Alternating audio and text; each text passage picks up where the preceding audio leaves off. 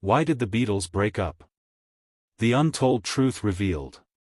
The Beatles were an English rock band that performed from 1960 to 1970. The band's members included John Lennon, Paul McCartney, and George Harrison. The Beatles were the most prolific bands of the time, changing music forever in a relatively short time frame. The Beatles burst onto the scene in 1963 with Please Please Me and produced their last albums, Let It Be and Abbey Road, in 1969. But why did the most influential band of the 20th century disband within 7 years after releasing their debut album? The solution is as complex as the men's own relationships.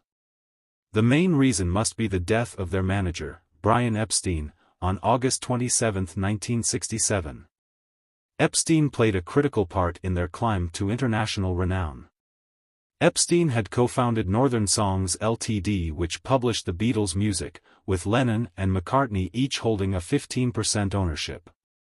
The Beatles had lost a man who effectively managed both their finances and egos. Another reason was Beatles had begun to develop artistically in several areas. The growing demand for their solo careers as a means of expressing their creative impulses had only reinforced this tendency. Additionally, as the Beatles grew older, the once powerful creative partnership of Lennon and McCartney began to fracture at the edges. Paul remained drawn to melodically driven pop music, whilst John moved into more experimental, avant-garde area. The third reason was that the Beatles also maturing. They had been together since they were teenagers, but they were now married, with Ringo and John having children. John was searching for a way out. He simply didn't see himself doing the same thing for the next 40 years of his life. John began bringing his soon-to-be wife Yoko to music sessions, generating tension in the band. John also chose to let Alan Klein manage the band. George and Ringo agreed, but Paul did not. Klein was feuding with the Eastmans, a New York family of lawyers who happened to be Paul's new in-laws.